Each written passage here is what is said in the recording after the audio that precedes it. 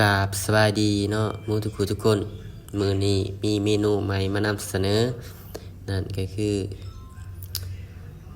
จุ่มปลานิ่นนั่นเองเนาะหรือว่าหมาฮอนปลานิ่นเนาะเอาสิขึ้นหูเพิ่งนี่หรือว่าเฮ็ดเองเนาะมื้อนี้กิน2คนเนาะพักเน้นๆปลาตอนใหญ่เนาะหรือว่าซื้อมาคั่วเองเฮ็ดเองเนาะตอนใหญ่กว่าหัวปลามืออีกจุ่มลงไปจุ่มเอาพ่อแต่สุกหน่อยหนึ่งเนาะเน้นพักเน้นตอนขนาดมื้อนี้โดนเชื่อได้กินบ่มีเวลาเฮ็ดกินเลิกงานมาก็เมื่อยแหละมื้อนี้โอกาสดีเนาะคิดอยากก็ได้ซื้อมาเฮ็ด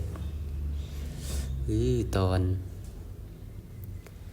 น้ำจิ้มเฮาก็มี2รสเนาะน้ำจิ้มซีฟู้ดกับสุกิตำเองคำโอ้ดูเข้าไปฮ้อนโอ้ยฮ้อนหน่อยข้างจักหน่อย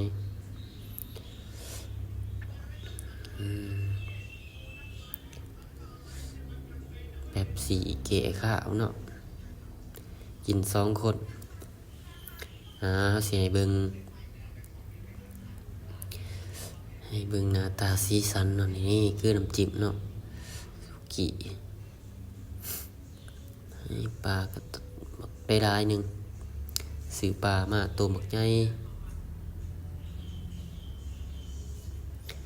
กิน2คนกับสีภรรยา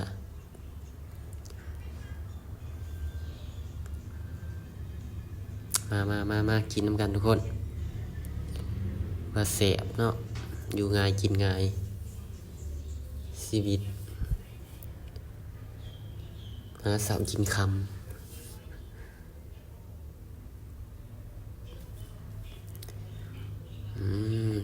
จับแจวสดไปแสบเดือกตอนใหญ่ๆมันได้นี่จุ่มเอาขึ้นมาพ่อซ้ำนี่บ่ต้องสุกได้บ่แซ่บ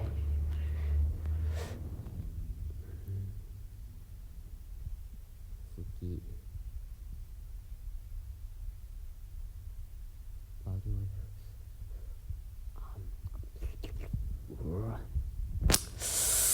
แซ่บมันว่าแล้ว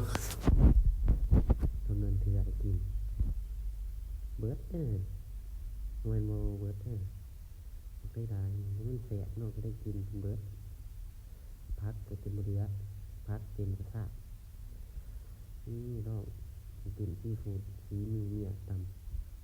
ำเพิ่งหอนเพิ่งเผ็ดบาดนี้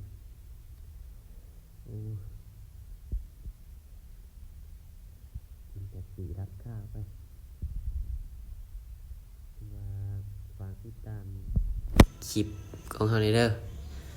กดติดตามกดไลค์กดแชร์เพื่อเป็นกำลังใจให้เฮาเฮ็ดคลิปต่อไป